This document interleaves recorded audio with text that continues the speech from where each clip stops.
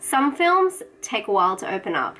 They creep and crawl through the setup, and they establish so many characters, soon you're writing down all their names just so you can remember them. But if you hang in there long enough, sometimes you'll get an amazing payoff. I Remember You is an Icelandic horror that wears a second skin. At first glance, it appears to be two drama stories split down the middle, but soon creaks in the middle of the night become more apparent, and before you know it, a full-on apparition takes form. The thing I'm gonna tell you is something that I wish was told to me before watching this film. Everything, no matter how off-topic it feels, does happen for a reason, and it lands just where it should, leaving you, at a lack of a better term, shook, but I like to say shaken, because this film really did shake me up, but it took a while to get there.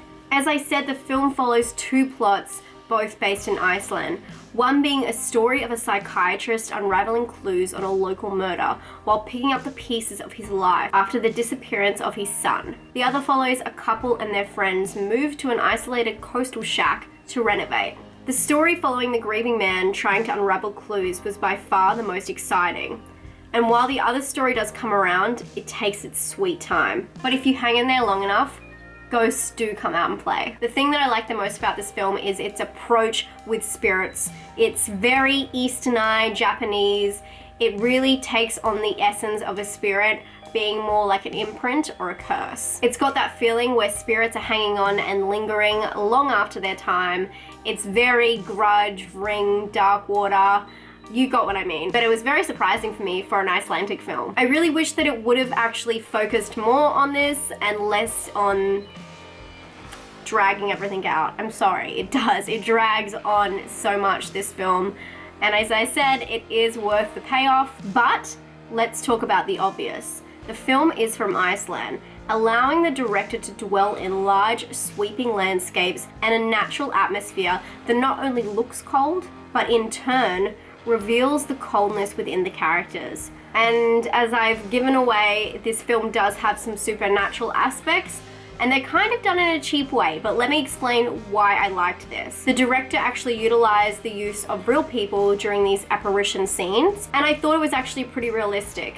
They'd have these people in places, and then when you would turn, they would kind of disappear or move away, and it was really like having a second look, you know, doing a second take, a double take, especially at something at the corner of your eye. So I really felt like it was an interesting way that they approached the subject. But in saying that, it does look a little bit like a theater performance because it is so realistic, it's real people. But I thought it was a really interesting and unique idea that you don't really see too much.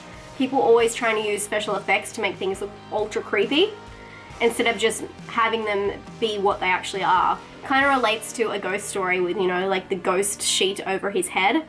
Same kind of thing. Is that a stretch? I don't know. But most of all, the best part of this film was that the director actually just wants you to figure it out for yourself before the conclusion takes place, which I didn't do. And I tell you what, this film is actually really fucking sad, and I'm not gonna lie. I may have shed a couple of tears, but that only means that I was affected by the film, and that's all I really want from a film. I think a director has done an amazing job if you're laughing, crying, disturbed. If you walk away and you wake up the next morning and you still think about a film, thumbs up. And for me, I Remember You definitely had those aspects.